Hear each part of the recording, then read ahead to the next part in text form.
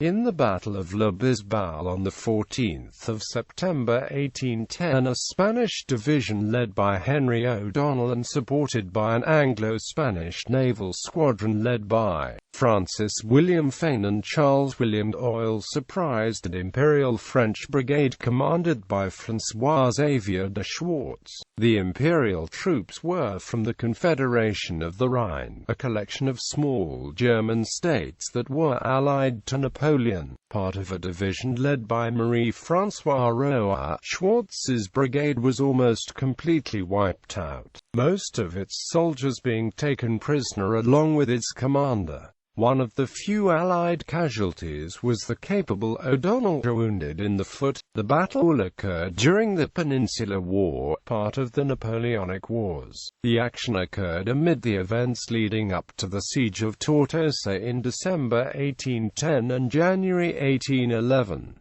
As Louis-Gabriel Suchet prepared to attack Tortosa, Marshal Jacques MacDonald was ordered to support him. The Marshal cooperated by advancing into southern Catalonia with a large force. To distract MacDonald from his mission, O'Donnell determined to raid northern Catalonia. The raid was a brilliant tactical success, but it failed to deter the Marshal from assisting Suchet. Finally, a logistical crisis forced MacDonald to withdraw to northern Catalonia. Background: in June 1810, Marshal Pierre Augereau was replaced in command of 7th Corps by Marshal Jacques MacDonald. Orders soon came from Paris. MacDonald was instructed to drive toward Tarragona while his colleague General of Division Louis-Gabriel Suchet was to lead the 3rd Corps to capture Tortosa. Suchet's corps had successfully concluded the siege of Lerida on 13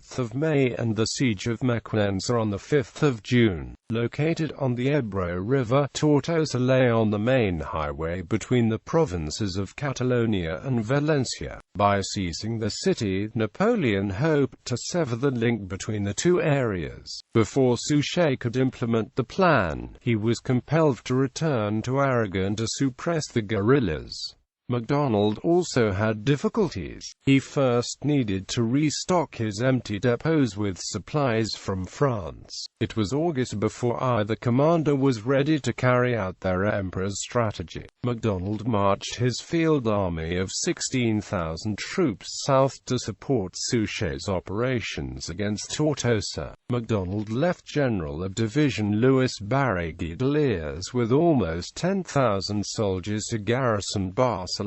In addition, there were 18,000 troops manning the defences of other cities and holding open the road to France. Captain General Henry O'Donnell commanded the Spanish Army of Catalonia. Seeing that MacDonald was too strong to directly confront, O'Donnell resolved to operate against the unsuspecting Imperial forces in the north. By doing so, he hoped to draw MacDonald away from Tarragona and Tortosa. O'Donnell decided to leave the divisions of Generals Juan de Courtin, Pedro Sarsfield, and Joaquin Ibanez Cuevas wide of Alonga, Baron de Rolls to hold Tarragona and take the division of General Luis González Torres de Navarre, Marquis of Campoverde north. He planned to avoid the large Barcelona garrison and attack General of Division Marie François Rouyer's German division, which was holding the area between Girona and Palamos on the Mediterranean coast. Meanwhile, Colonel Charles William Doyle sailed north with 500 foot soldiers aboard the British frigate HMS Cambrian, the Spanish frigate Diana, and other vessels.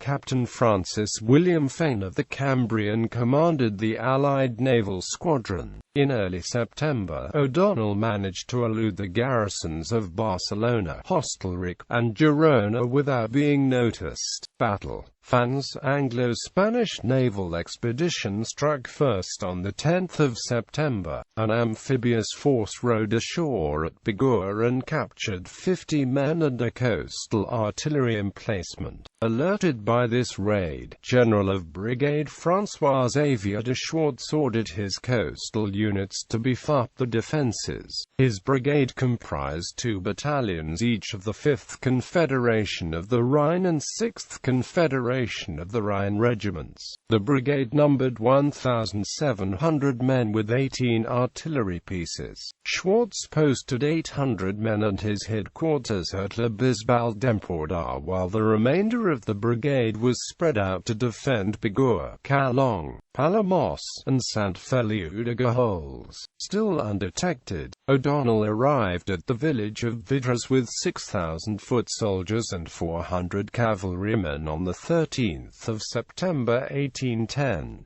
Another authority counted 6,600 men in the Spanish force, including the Swiss regiment, New Manche dragoons, and Miquelets. On the morning of the 14th, O'Donnell attacked La Bisbal in overwhelming force. His pickets were driven in. Schwarz sent a courier with orders to his detachments to concentrate. Shortly afterward, La Bisbal was surrounded and its defenders fell back to an old castle. Unfortunately, the structure was dominated by a nearby hill and a church tower from which snipers picked off a few Germans during the day. Schwarz held out until evening. He surrendered after the Spanish began massing for an assault. The French commander did not put up much of a battle, losing only 1 officer and 4 men killed, and 3 officers and 16 rank-and-file wounded. While the action in La Bisbal was going on, Schwarz's other outposts were being snapped up. Fane and Doyle landed the troops at Palamos and captured it. Colonel Aldi's column overran Calonge while Colonel Flies' column seized Sant Feliu. Rouyer at Girona was unable to intervene because O'Donnell called out the local Miquelets to harass his garrison. Schwarz, 2 colonels, 56 officers, 1,183 men, and 17 guns were captured for a total of 1,242 prisoners. The Germans also lost approximately 400 killed and wounded.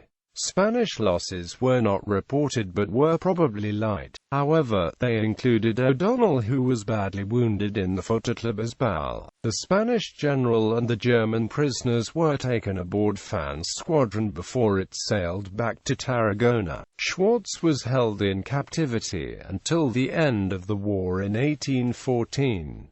O'Donnell's wound became infected and he nearly died before being sent to Majorca to recover. Until his injury healed, the high command in Catalonia passed into the less capable hands of Lieutenant General Miguel Aranzo. O'Donnell later received the title First Count of La Bisbal in recognition of his victory. Aftermath. Campoverde took command of the land force and headed north past Girona before Rouyer Barragidaliers could react. He captured Puigcerdo in the Cerdagne and crossed the Pyrenees into France. His troops clashed with the garrison of Montluis and extorted funds from French villages. Recrossing the border, Campoverde's division moved down the Segura River valley and took position at Calaf and Cardona. Because he was so isolated from northern Catalonia by the guerrillas, MacDonald did not hear of the La Bisbal disaster until 3 weeks later. Nevertheless, he initially maintained his position in support of Suchet.